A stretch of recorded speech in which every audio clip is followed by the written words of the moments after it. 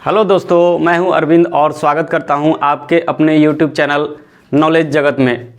दोस्तों, जैसा कि मैंने पिछले वीडियो में बताया था कि जो हमारा अगला वीडियो होगा वह होगा प्राचीन भारत के इतिहास से संबंधित। तो आज हम बात करेंगे प्राचीन भारत के इतिहास में जो पहला चैप्टर होगा वह होगा प्राचीन भारतीय इतिहास के ऐतिहासिक स्रोत। तो आज हम इस वीडियो में देखेंगे कि प्राचीन भारत के इतिहास के ऐतिहासिक स्रोत से कॉम्पिटिटिव एग्ज़ाम में किस तरह के क्वेश्चन पूछे जाते हैं और क्वेश्चन का जो नेचर है, क्वेश्चन की पूछने की जो तरीके हैं वह किस तरह से होते हैं। तो आज हम इस वीडियो में यही जानेंगे।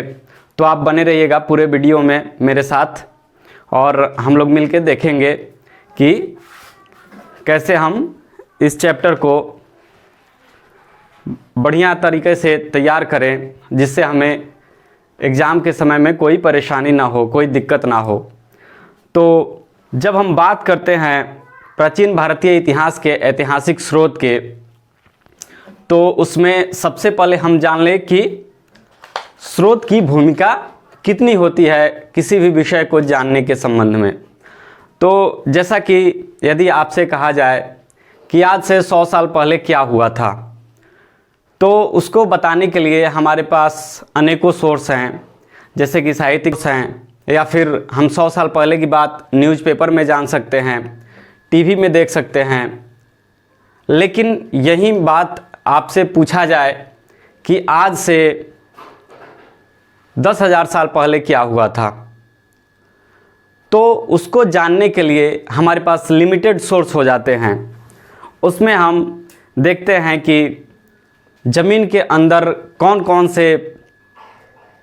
कौन सी वस्तुएं प्राप्त हुई, या फिर उससे संबंधित साहित्य में क्या क्या लिखा गया। तो इस तरह से हमें यदि प्राचीन भारत के बारे में जानना है तो मुख्य रूप से हमें दो सोर्स पे डिपेंड होना पड़ता है। पहला जो है वह है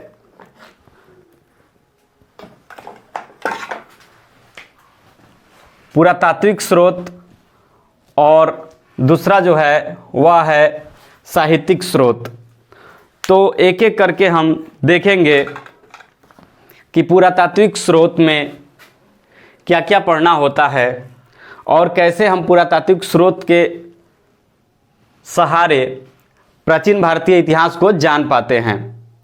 तो सबसे पहले हम देखते हैं कि पुरातात्विक स्रोत क्या होता है। तो पुरातात्विक स्रोत में प्राचीन काल के अवशेषों के अध्ययन को पुरातत्व विज्ञान कहा जाता है। जो प्राचीन काल के अवशेष प्राप्त हुए हैं और जो उसका अध्ययन हुआ है, जो उसका स्टडी हुआ है, उसे पुरातत्व विज्ञान कहा जाता है। और इन अवशेषों के अध्ययन से जो प्राप्त साक्ष्य हैं, उन्हीं साक्ष्यों को पुरातात्विक साक्ष्य कहते हैं या फिर पुरातात्विक स्रोत कहते हैं। कहने का मतलब कि प्राचीन काल में जो हमें अवशेष प्राप्त हुए हैं उसका जो अध्ययन किया जाता है वह पुरातत्व विज्ञान होता है। और उस अध्ययन से जो प्राप्त साक्ष्य होते हैं, ठीक है, उस साक्ष्य को पुरातात्विक साक्ष्य कहते हैं। जैसे कि स्मारक हुआ, भवन हुआ, अभिलेख हुआ, सिक्का हुआ, बर्तन हुआ, आभूषण हुआ, औजार हुआ, हथियार हुआ, यह सब पुरातात्विक स्रोत के एग्जाम्पल हैं। ठीक है, तो इसमें हम एक एक करके सबको देखते हैं कि पुरातात्विक स्रोत में अभिलेख से हम क्या जान पाएंगे, सिक्के से हम क्या जान पाएंगे, स्मारक से हम क्या जान पाएंगे, चित्रकला से हम क्या जान पाएंगे, या फिर पुरातात्विक अवशेष जैसे कि मृदभांड, मुहरें, आभूषण, हथियार, औजार आदि से हम किस प्रकार प्राचीन भारतीय इतिहास को जान पाएंगे। तो सबसे पहले हम देखते हैं अभिलेख के बारे में। तो अभिलेख के बारे में देखने से पहले यह जानना जरूरी है कि अभिलेख किसे कहते हैं। अभिलेख किसे कहते हैं? अभिलेख किसे कहते हैं? ठीक है, तो अभिलेख अपेक्षाकृत कठोर सतहों पे उत्कीर्ण किया गया पाठन सामग्री है। दूसरे शब्दों में कह सकते हैं कि अपेक्षाकृत कठोर सतहों पे उत्कीर्ण किया गया पाठन सामग्री अभिलेख कहलाता है। जैसे कि कोई ऐसी लेखन शैली है जो चट्टानों पे लिखा हुआ है, गुफाओं में लिखा हुआ है, स्तंभों पे लिखा हुआ है, उसे अभिलेख कहा जाता है। अब बात आती है कि अभिलेख से हम प्राचीन भारत के बारे में क्या जान पाएंगे। ठीक है, तो सबसे पहले अभिलेख जो लिखा जाता है वह किसी भाषा में लिखा गया होगा और किसी लिपि में लिखा गया होगा। तो इससे हमें उस समय के भाषा और लिपि के बारे में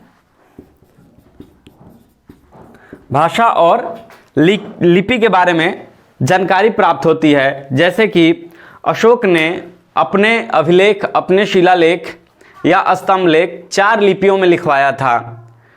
ठीक है, जैसे ब्रह्मी, खरोष्टी, अरमाइक और यूनानी, और प्राकृत भाषा में लिखवाया था। तो इससे अभिलेख से क्या पता चला कि उस समय कौन सी लिपि प्रचलन में थी या कौन सी भाषा प्रचलन में थी। फिर उसके बाद यदि अभिलेख पे कोई तिथि अंकित है तो इससे पता चलता है कि यह अभिलेख कितना पुराना है, आज से यह अभिलेख कितना पुराना है। दूसरी चीज कि उस पे जो लिखा रहता है वह क्या लिखा गया है, या राजा का आदेश लिखा गया है, नागरिकों के प्रति नागरिकों का क्या कर्तव्य होना चाहिए, राजा का क्या कर्तव्य होना चाहिए, यह लिखा गया है, या फिर कोई नाटक लिखा गया है, कोई कविता का कोई अंश लिखा गया है। तो इससे उसके विषय वस्तु की जानकारी प्राप्त होती है। इससे उस अभिलेख की विषय वस्तु की जानकारी प्राप्त होती है। फिर उसके बाद उस पे यदि किसी शासक का नाम लिखा गया है तो इससे पता चलता है कि यह जो अभिलेख है वह किस शासक द्वारा उत्कीर्ण करवाया गया। जैसे कि अशोक का जो अभिलेख है, शिलालेख है, स्तंभ लेख है, या फिर रुद्रदामन का जूनागढ़ अभिलेख है, या फिर खारवेल का हाथी गुम्फा अभिलेख है। इससे क्या पता चलता है कि हाथी गुम्फा का अभिलेख खारवेल ने लिखवाया, जूनागढ़ का अभिलेख रुद्रदामन ने लिखवाया। ठीक है, उसी तरह से प्रयाग प्रशस्ति, स्कंदगुप्त, ठीक है, उसी तरह से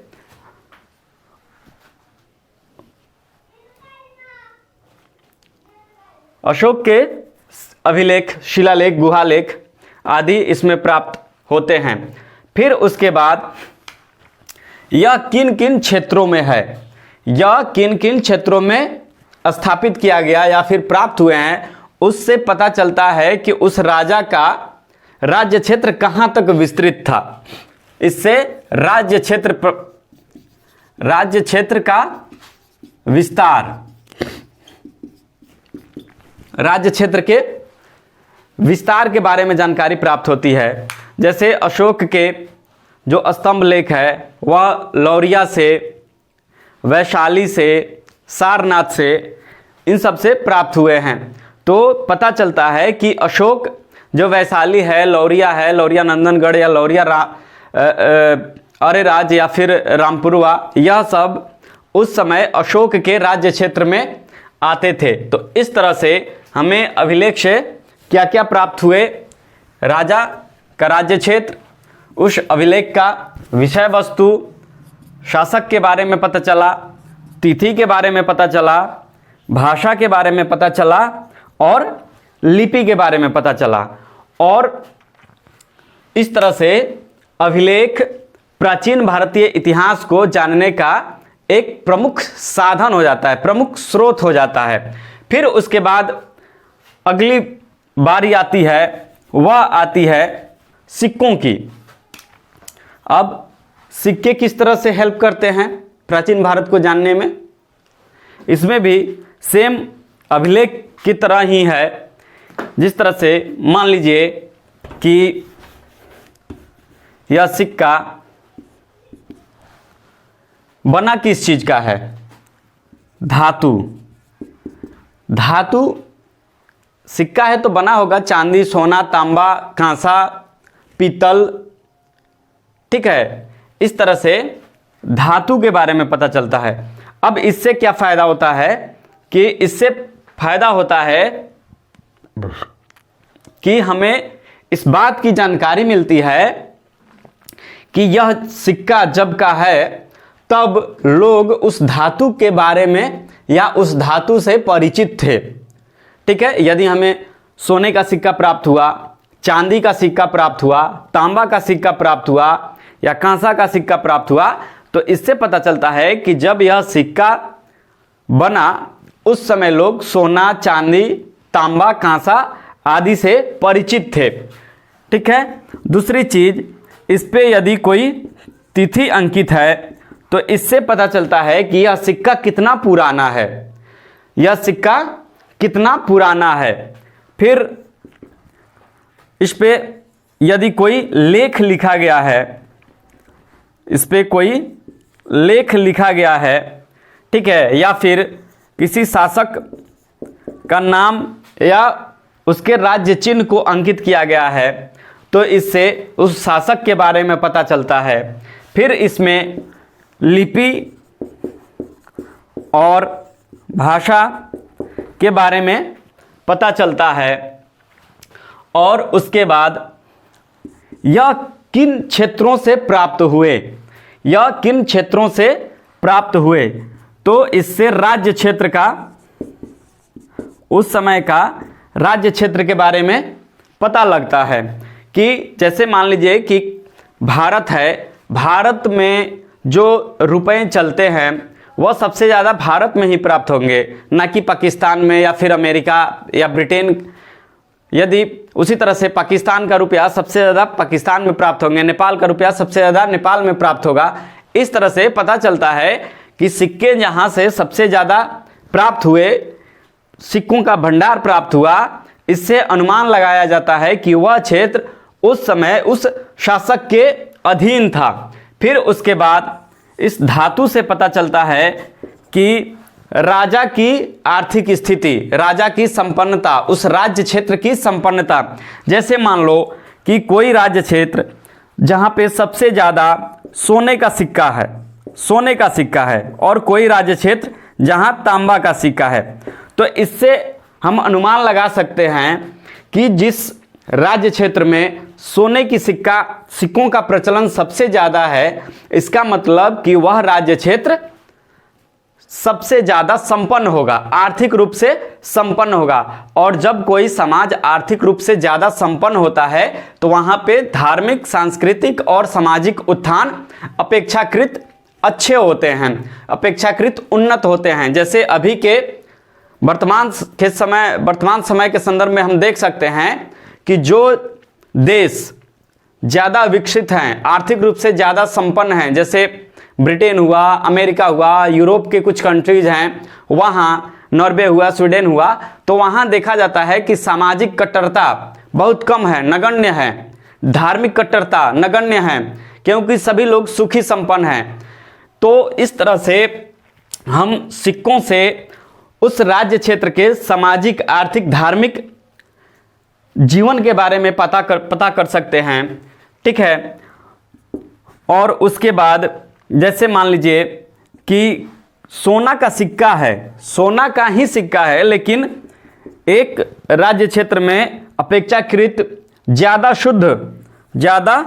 शुद्ध सोने के सिक्के हैं और दूसरे राज्य क्षेत्र में अपेक्षाकृत कम शुद्ध सोने के सिक्के हैं। इसका मतलब कि उसमें कुछ दूसरे धातु को मिलाया गया है।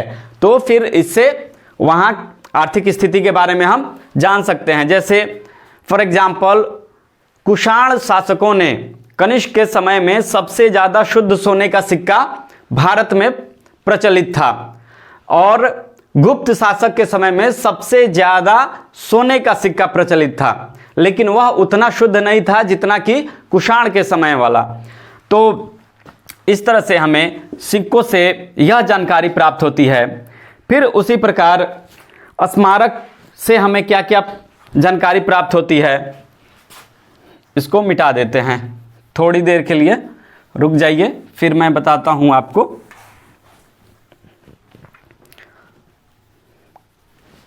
YouTube पे आपको इतना विस्तृत शायद पहली बार मिल रहा होगा।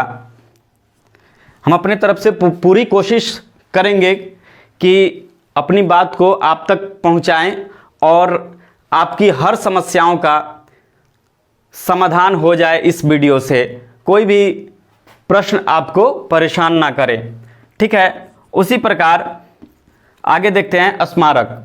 अब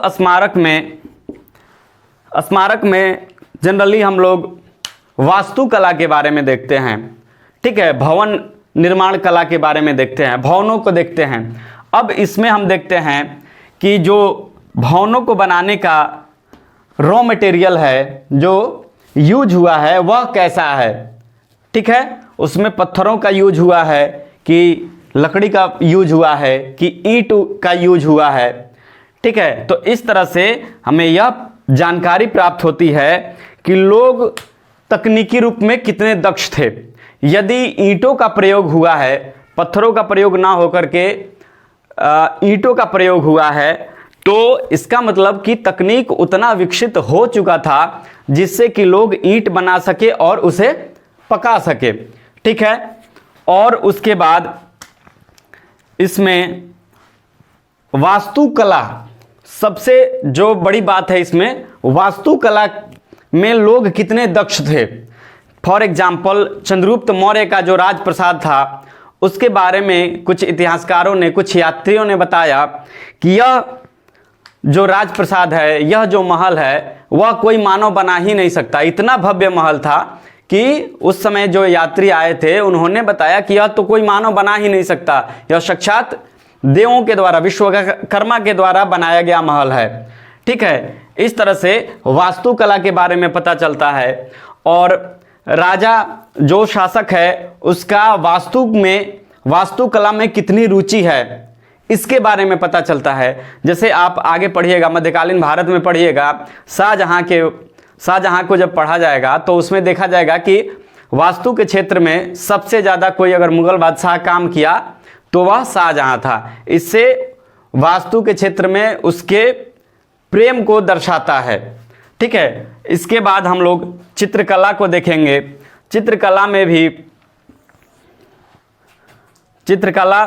में देखेंगे कि उस समय कि कौन कौन से रंगों का प्रयोग होता था, किन किन चीज़ों की चित्रें बनाई जाती थी। पशु पक्षी के चित्र थे, या फिर मानव के थे, या फिर शासक वर्ग के थे, या आम जन मानस का चित्र था। इस तरह से पता चलता है हमें कि सामाजिक आर्थिक जो जीवन है वह किस तरह का था, वह चित्रकला व्यक्त करता है। फिर उसके बाद अगला जो आता है वह है पुरातात्विक अवशेष। पुरातात्विक अवशेष जैसे मृदभांड। अब मृदभांड में हम देखेंगे कि मृदभांड की क्वालिटी कैसी है, चित्रित है या धूसर है, या फिर कच्चा है या पक्का है। इस तरह से मृदभांड जैसे हम लोग को प्राप्त होता है हड़प्पा में मृदभांड, वैदिक सभ्यता में मृदभांड। फिर उसके बाद मुहरें, खासकर मुहरों का महत्व सबसे ज़्यादा हड़प्पा में देखा जाता है कि उस समय व्यापार होता था और एक देश से दूसरे देश, एक राज्य से दूसरे राज्य, मतलब कि अंतर्राज्यीय और अंतर्देशीय व्यापार होता था, और वह व्यापार मुहरों के सहारे होता था। उसके बाद फिर आभूषण। आभूषण से भी हम आर्थिक, सामाजिक, धार्मिक स्थिति को देख सकते हैं। इसमें जो संपन्न होंगे, अपेक्षाकृत संपन्न होंगे, वह धातु के आभूषणों का प्रयोग करेंगे, उसमें भी उत्कृष्ट धातु के आभूषणों का प्रयोग करेंगे, सोना का करेंगे, चांदी का करेंगे। लेकिन जो आर्थिक रूप से विपन्न हैं, अपेक्षाकृत कमज़ोर हैं, वह हड्डियों का प्रयोग करेंगे, हड्डियों का, शंख का, ठीक है। उसके बाद कुछ लोग मिट्टी के भी आभूषण का प्रयोग करेंगे और नहीं तो सस्ते धातुओं का प्रयोग किया जाएगा। तो इस तरह से जिस समाज में आभूषणों का प्रयोग उन्नत हो, उन्नत धातु का प्रयोग हो, वह समाज माना जाएगा कि अपेक्षाकृत संपन्न समाज है, ठीक है। तो इस तरह से उस समय के सामाजिक स्थिति के, और जब कोई भी समाज संपन्न होगा तो वहाँ पे कट्टरता कम होगी, धार्मिक स्थिति अच्छी होगी, सहभागिता होगी। तो इस तरह से आभूषण है। उसी तरह से हथियार देखा जाता है, औजार देखा जाता है। पहले लोग हथियार के रूप में लकड़ी का प्रयोग करते थे, उससे पहले पत्थरों का प्रयोग करते थे। कैसे पहले बड़े बड़े पत्थर का प्रयोग हुआ, फिर उसके बाद उससे छोटा हुआ, फिर उसके बाद बहुत छोटा हो गया, माइक्रोलिथिक हथियार का प्रयोग होने लगा। फिर उसके बाद हड्डियों का प्रयोग होने लगा, जानवरों के हड्डियों का प्रयोग होने लगा। फिर उसके बाद तांबा का खोज हुआ तो लोग हथियार के रूप में तांबा का प्रयोग करने लगे। फिर आगे चल के लोहा का खोज हुआ, उसके बाद लोग लोहा का प्रयोग करने लगे। सेम सिचुएशन औजार के साथ भी है। औजार में भी लोग पत्थरों का प्रयोग किए, हड्डियों का प्रयोग किए, तांबा का प्रयोग किए, कांसा का प्रयोग किए, फिर आगे चल के लोहा का प्रयोग हुआ। इस तरह से हम लोग देखते हैं कि पुरातात्विक स्रोत में अभिलेख, सिक्के, स्मारक, चित्रकला, मृदभांड, मुहरें, आभूषण, हथियार, औजार, इन सब से हमें पता चलता है कि उस समय का प्राचीन भारत का सामाजिक जीवन, धार्मिक जीवन, आर्थिक जीवन, सांस्कृतिक जीवन कैसा था, कैसे व्यापार होते थे, कैसे वाणिज्य होता था, ठीक है। उसके बाद उस समय आर्थिक जीवन में लोग क्या करते थे, जब धातुओं का प्रयोग होने लगा, पहले तांबा हुआ, फिर कांसा हुआ, फिर लोहा हुआ, तो कैसे जनजीवन प्रभावित हुआ उन धातुओं से, कैसे लोहा के प्रयोग से एक अमूलचूल परिवर्तन हुआ। यूं कहें तो क्रांति आ गई। जो लोग पहले पशुपालन करते थे वह पशुपालन से अब कृषि करने लगे, और लोहा अपेक्षाकृत कठोर होता है तो उससे खेती अच्छी होने लगी। उससे क्या हुआ कि उपज बढ़ गया। उपज बढ़ने से क्या हुआ कि उत्पादन सरप्लस हो गया। अब लोग कृषि के साथ साथ व्यवसाय भी करने लगे, नगरों का विकास होने लगा, और उसके बाद धार्मिक कट्टरता खत्म हुई और सामाजिक परिवर्तन हुआ। धार्मिक आंदोलन चले, बौद्ध धर्म आया, जैन धर्म आया, आजीवक आया, और करते करते समाज का विकास होते गया, और आज हम लोग 21वीं सदी तक पहुंच गए हैं। तो इस तरह से, उसी तरह से सिक्का में व्यापार को दिखाया गया कि सिक्कों से एक देश से दूसरे देश में व्यापार होता था। कुषाण के समय में जो सिल्क रूट था उस पर कुषाणों का नियंत्रण था। जब चीन से सिल्क कुषाण के राज्य से होते हुए जब मध्य एशिया की तरफ जाते थे तो उस समय कुषाणों को उससे बहुत ज़्यादा टैक्स के रूप में फ़ायदा हुआ था। तो इस तरह से हम लोग पुरातात्विक स्रोत से भारतीय इतिहास के सामाजिक, धार्मिक, आर्थिक, जनजीवन के बारे में जानकारी प्राप्त करते हैं। और यह स्रोत साहित्यिक स्रोत से अपेक्षाकृत ज़्यादा प्रामाणिक होता है, क्योंकि इसमें कोई छेड़छाड़ नहीं किया जा सकता, कोई बदलाव नहीं किया जा सकता। जो लिखा गया है पहले से वही रहता है, या फिर जो अवशेष प्राप्त हुए हैं वही प्राप्त हुए हैं, ठीक है। अब दूसरा है, वह है आपका साहित्यिक स्रोत। साहित्यिक स्रोत को जानने से पहले हम यह जान ले कि साहित्य किसे कहते हैं। साहित्य किसे कहते हैं? अब साहित्य के बारे में कहा जाता है कि विचारों, भावों और कल्पनाओं की अभिव्यक्ति का लिखित रूप जो समाज के लिए हितकारी हो। कहने का मतलब कि वैसा लिखित रूप, वैसे विचारों, भावों और कल्पनाओं की अभिव्यक्ति, ठीक है, मतलब कि अपने आप को प्रकट करना, एक्सप्रेस करना, अभिव्यक्त करना। विचारों, भावों और कल्पनाओं की अभिव्यक्ति का लिखित रूप जो समाज के लिए हितकारी हो, वह साहित्य होता है, ठीक है। और उसी से रिलेटेड जो सोर्स है या स्रोत है वह है आपको साहित्यिक स्रोत। अब साहित्यिक स्रोत में हम लोग क्या देखते हैं जिससे हमें प्राचीन भारत के बारे में जानकारी प्राप्त होती है। तो साहित्यिक स्रोत में हम मेनली 3 चीज देखते हैं। एक देखते हैं धार्मिक साहित्य, दूसरा देखते हैं धर्मेत्तर साहित्य, और तीसरा देखते हैं जिसमें विदेशी यात्रियों के वृतांत होते हैं। तो इसमें जो धार्मिक साहित्य है, धार्मिक साहित्य में मेनली हम लोग 3 साहित्य को पढ़ते हैं। पहला है ब्राह्मण साहित्य। ब्राह्मण साहित्य कहने का मतलब कि वैदिक साहित्य। जब वैदिक सभ्यता थी, वैदिक काल था, उस समय जो जिन साहित्यों की रचना हुई वह ब्राह्मण साहित्य के अंतर्गत पढ़ा जाता है। जैसे वेद, उपवेद, उपनिषद, आरण्यक, उसके बाद महाभारत, रामायण, इन सब चीज़ों को हम लोग ब्राह्मण साहित्य में पढ़ते हैं। स्मृति, और उसके बाद जो जैन साहित्य है, जैन साहित्य को हम लोग पढ़ेंगे। उसके बाद जैन साहित्य में जैसे हम देखते हैं कि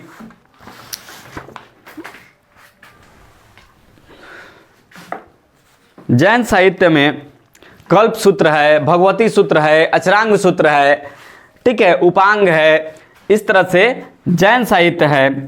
फिर उसके बाद बौद्ध साहित्य, बौद्ध साहित्य में जैसे अंगुत्तर निकाय हो गया, त्रिपिटक हो गया, त्रिपिटक के अंतर्गत सुत्त पिटक, विनय पिटक और अभिधम्म पिटक आते हैं। फिर उसके बाद महावंश हो गया, दीप वंश हो गया, ललित विस्तार हो गया, दिव्यावदान हो गया, बुद्ध चरित हो गया, ठीक है सॉरी। इन सब ग्रंथों का अध्ययन हम लोग बौद्ध साहित्य के अंतर्गत करते हैं, और उनको पढ़ने के बाद, उनका अध्ययन करने के बाद हम यह जान पाते हैं कि उस समय के लोग कैसे जीवन यापन करते थे, आर्थिक संसाधन क्या था, सामाजिक समरसता कैसी थी, कितनी कट्टरता थी, कितनी समरसता थी, कितनी सहभागिता थी, इस तरह से धार्मिक जीवन कैसा था, ठीक है। वैदिक सभ्यता में वैदिक साहित्य पढ़ के हम लोग देखते हैं, वेद को पढ़ के देखते हैं कि उस समय कैसे ऋग्वैदिक काल के समय जो वर्ण का आधार था वह कर्म था, न कि जन्म था। कर्म के आधार पे वर्णों का निर्धारण होता था। लेकिन फिर जैसे ही हम उत्तर वैदिक काल के समय आएंगे तो वहाँ पे हम देखेंगे कि जो वर्ण का आधार है वह कर्म ना होके जन्म हो जाता है। तो कैसे ट्रांसफॉर्मेशन होता है, कैसे परिवर्तन होता है, यह सब हमें ब्राह्मण साहित्य में पता चलता है। फिर आगे चल के देखा जाएगा कि जातियों में ऊंच नीच की भावना आ जाएगी, छुआछूत का भावना आ जाएगा। फिर पुरोहितवाद, पुरोहितों की प्रभुत्व बढ़ जाएगी, ठीक है। तो वह सब हमें कहाँ पता चलता है, वह पता चलता है ब्राह्मण साहित्य में। ऋग्वेद के समय में कैसे लोग पशुपालन पे आधारित थे। फिर उसके बाद उत्तर वैदिक काल में जब लोहा का प्रयोग शुरू हो गया, लोहा की खोज हो गई, तो वहाँ से लोग कैसे शिफ्ट कर गए, आर्थिक जो क्रियाकलाप था वह शिफ्ट करने लगा, परिवर्तन करने लगा। लोग पशुपालन से अब कृषि के तरफ बढ़ने लगे। अब कृषि में गोधन का प्रयोग ज़्यादा होने लगा, बैलों का, गायों का, गाय के गोबर, ठीक है, बैल जो हल जोतने के काम आते थे। तो कैसे उसमें सामाजिक परिवर्तन हुआ कि लोगों ने अब अहिंसा के मार्ग को अपनाना शुरू किया, पशु बलि पे रोक लगाया जाने लगा। जैन धर्म को देखिएगा, इस पे बहुत ज़्यादा जोर दिया, अहिंसा पे। बौद्ध धर्म को देखिएगा, वह उसी तरह से आप अभिलेख में पाएंगे कि अशोक ने पशु बलि पे रोक लगा दिया। तो यह सब हमें साहित्य से पता चलता है, ठीक है।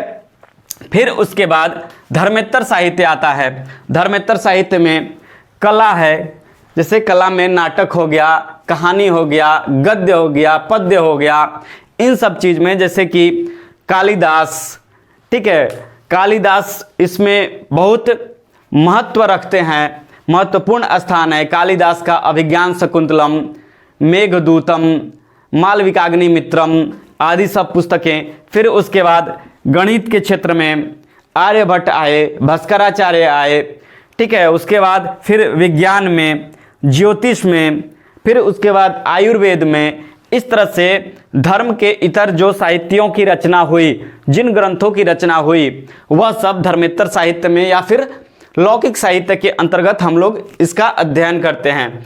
फिर उसके बाद विदेशी यात्रियों के वृतांत। अब विदेशी यात्रियों के वृतांत में चीनी यात्री, यूनानी एवं रोमन यात्री और अरबी यात्री। चीनी यात्री में इत्सिंग हुए, वैनसांग हुए, फायान हुए। चंद्रगुप्त द्वितीय के समय में फायान भारत आए थे और हर्षवर्धन के समय में वैनसांग आए थे और नालंदा में उन्होंने अध्ययन किया और फिर बाद में उसी में अध्यापन भी किए।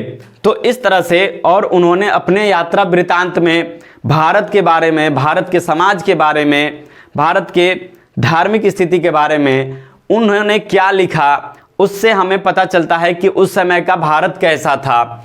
उसी तरह से यूनानी या रोमन जो थे उसमें मेगास्थनीज हुए, ठीक है, प्लिनी हुए, उसके बाद प्लिनी हुए और डायमेकस हुए, डायोनिसियस हुए, ठीक है, नियार्कस हुए, यह लोग, या फिर टेसियस हुए या हेरोडोटस हुए। हेरोडोटस जो इतिहास का उनको पिता कहा जाता है, इतिहास का पिता हेरोडोटस को कहा जाता है। उनकी पुस्तक हिस्टोरिका है, मेगास्थनीज की पुस्तक इंडिका है।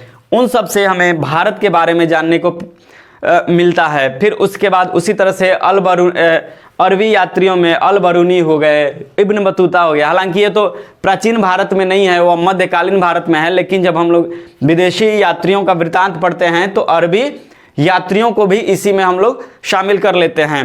अल बरूनी, इब्न बतूता की पुस्तक रेहला, जो हमेशा एग्जाम में पूछा जाता है कि मोरक्को से आए थे इब्न बतूता और मोहम्मद बिन तुगलक के समय में आए थे। तो इस तरह से विदेशी यात्रियों के वृत्तांत, चीनी, यूनानी, अरबी, रोमन।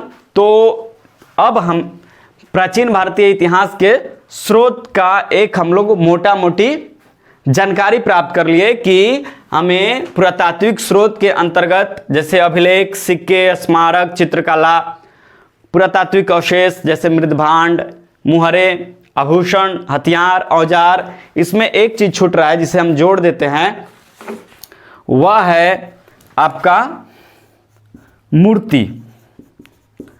ठीक है, मूर्ति से भी हमें आर्थिक और सामाजिक स्थिति के बारे में पता चलता है, क्योंकि मूर्ति 3 प्रकार की मूर्तियां होंगी, एक धातु की, एक प्रस्तर कहिए या पत्थर कहिए, पत्थर की, और एक मिट्टी की। ठीक है, तो आप इससे अनुमान लगा सकते हैं कि धातु की मूर्ति कौन बनवाएगा, पत्थर की मूर्ति कौन बनवाएगा और मिट्टी की मूर्ति कौन बनवाएगा। आज के समय में भी आप देख सकते हैं कि धातु की मूर्ति, जैसे मान लो कि सोने की मूर्ति है, चांदी की मूर्ति है, हीरे की मूर्ति है, तो यह सब जो आर्थिक रूप से संपन्न होंगे वही बनवाएंगे।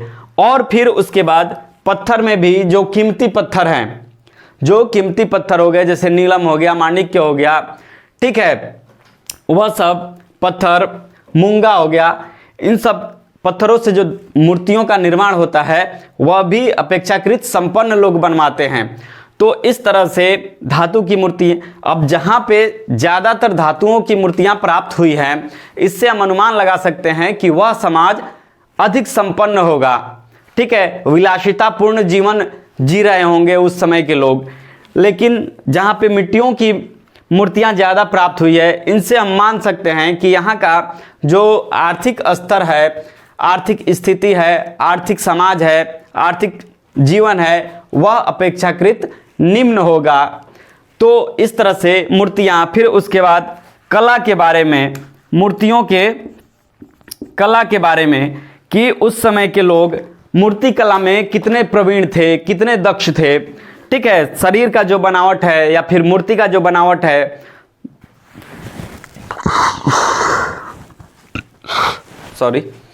मूर्ति का जो बनावट है उसमें जो शरीर का जो शारीरिक अनुपात है कि हाथ कितना लंबा होना चाहिए, पैर कितना लंबा होना चाहिए, बीच का जो धड़ है यह कितना लंबा होना चाहिए। ऐसा नहीं कि पैर बहुत लंबा हो गया, बीच का धड़ छोटा हो गया, एक हाथ बहुत लंबा हो गया, एक हाथ छोटा हो गया।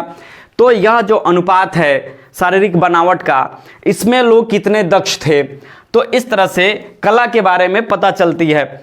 और उसके बाद लोग यदि जहाँ पे ज़्यादा संख्या में मूर्तियाँ प्राप्त हुई है, इसका मतलब कि वह समाज कला प्रेमी था। ठीक है, तो इस तरह से समाज में कला प्रेमी का कैसे पता चलता है कि लोग कितने कला प्रेमी थे। तो इस तरह से हमें प्राचीन भारतीय इतिहास के स्रोत में पुरातात्विक स्रोत, साहित्यिक स्रोत, फिर हम एक बार रिकॉल करते हैं बस।